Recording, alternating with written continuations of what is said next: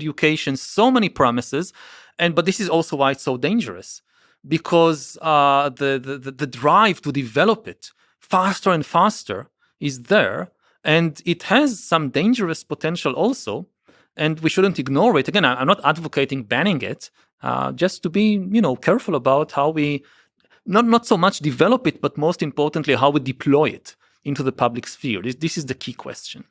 And you look back at history, and one of the things we know from history, humans are not good with new technologies. I hear many people now say, AI, we've been here before. We had the radio, we had the printing press, we had the Industrial Revolution. Every time there is a big new technology, people are afraid, and it will take jobs, and they'll bad actors, and in the end, it's okay. And as a historian, my tendency is, yes, in the end, it's okay. But in the end, there is a learning curve. There is a lot of failed experiments on the way to learning how to use the new technology. Mm-hmm. And these failed experiments could cost the lives of hundreds of millions of people. If you think about the last really big revolution, the Industrial Revolution, yes, in the end, we learned how to use the powers of industry, electricity, radio, trains, whatever, to build better human societies. But on the way, we had all these experiments like European imperialism, which was driven by the Industrial Revolution. It was a question, how do you build an industrial society? Oh, you build an empire. And you control all the resources, the raw materials, the markets. And then you had communism, another big experiment on how to build an industrial society. Mm-hmm. And you had fascism and Nazism, which were essentially an experiment in how to build an industrial society, including even how do you exterminate minorities using the powers of industry. And we had all these failed experiments on the way. And if we now have the same type of failed experiments with the technologies of the 21st century, with AI, with bioengineering, it could cost the lives of, again, hundreds of millions of people and maybe destroy the species.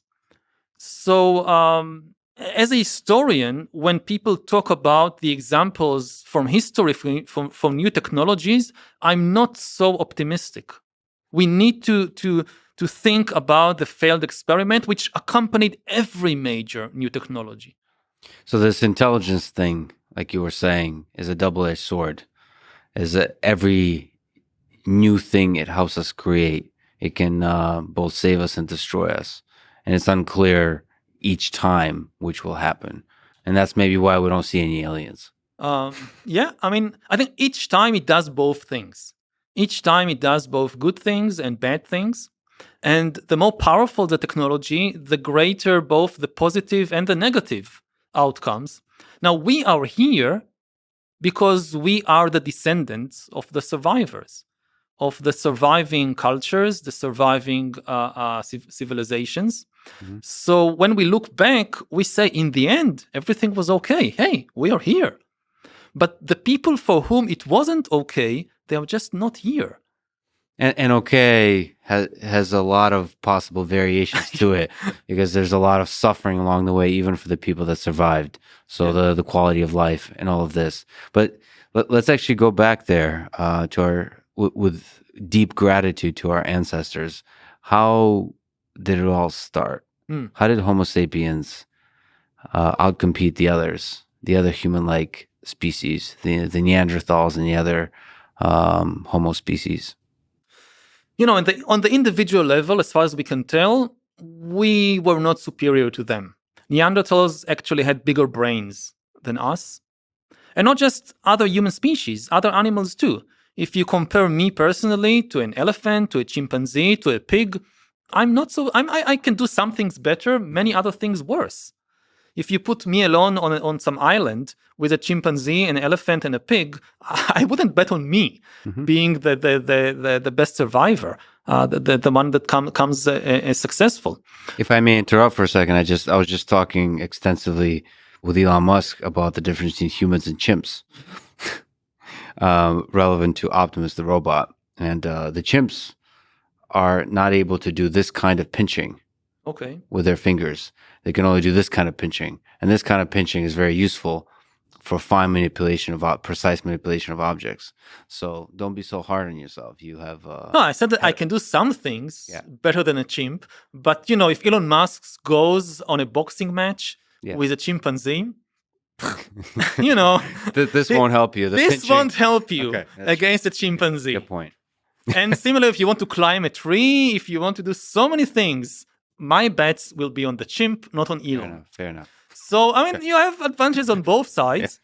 And what really made us successful, what made us the rulers of the planet and not the chimps and not the Neanderthals, is not any individual ability, but our collective ability, our ability to cooperate flexibly in very large numbers. Chimpanzees know how to cooperate, say, 50 chimpanzees, 100 chimpanzees. As far as we can tell from archaeological evidence, this was also the case with Neanderthals. Homo sapiens, about 70,000 years ago, gained an amazing ability to cooperate basically in unlimited numbers. You start seeing the formation of large networks, political, commercial, religious, items being traded over thousands of kilometers, ideas being spread, artistic fashions. And this is our secret of success. Chimpanzees, Neanderthals can cooperate, say, 100. Now the global trade network has 8 billion people. Like what we eat, what we wear, it comes from the other side of the world. Countries like China, like India, they have 1.4 billion people. Even Israel, which is a relatively small country, say 9 million citizens, that's more than the entire population of the planet 10,000 years ago of humans. So we can build these huge networks of cooperation, and everything we've accomplished as a species, from building the pyramids to flying to the moon, it's based on that. And then you ask, okay, so what makes it possible for millions of people who don't know each other to cooperate in a way that Neanderthals or chimpanzees couldn't? And at least my answer is stories, is fiction.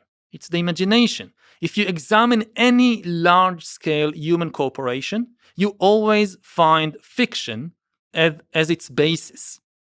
It's a fictional story that holds lots of strangers together.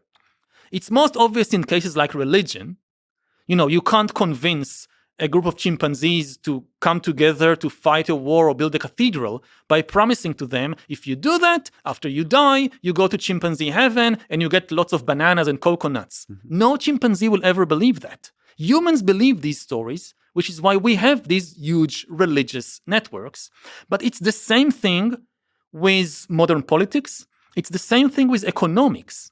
People think, economics, this is rational. It has nothing to do with fictional stories. No. Money is the most successful story ever told. Much more successful than any religious mythology. Not everybody believes in God, or in the same God. Almost everybody believes in money, even though it's just a figment of our imagination. You take these green pieces of paper, dollars, they have no value. You can't eat them, you can't drink them. And today, most dollars are not even pieces of paper. They are just electronic information passing between computers. We value them just for one reason, that you have the best storytellers in the world. The bankers, the finance ministers, all these people, they are the best storytellers ever.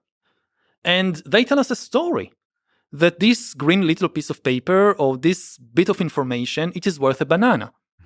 And as long as everybody believes it, it works. So at which point does a fiction, when it's sufficiently useful and effective and improving the global quality of life, does it become like accepted reality? Like there's a threshold which if enough people believe it. It's like with money. Yeah. If you start a new cryptocurrency, if you're the only one that believes the story, I mean, again, you cryptocurrencies, you have the math, of course, but ultimately it's storytelling. Yeah. You're selling people a story. If nobody believes your story, you don't have anything. But if lots of people believe the Bitcoin story, then Bitcoin can be worth thousands and tens of thousands of dollars. Again, why? I mean, you can't eat it, you can't drink it, it's nothing. It's the story around the math, which is the real magic. Is it possible that the story is the primary living organism, not the storyteller?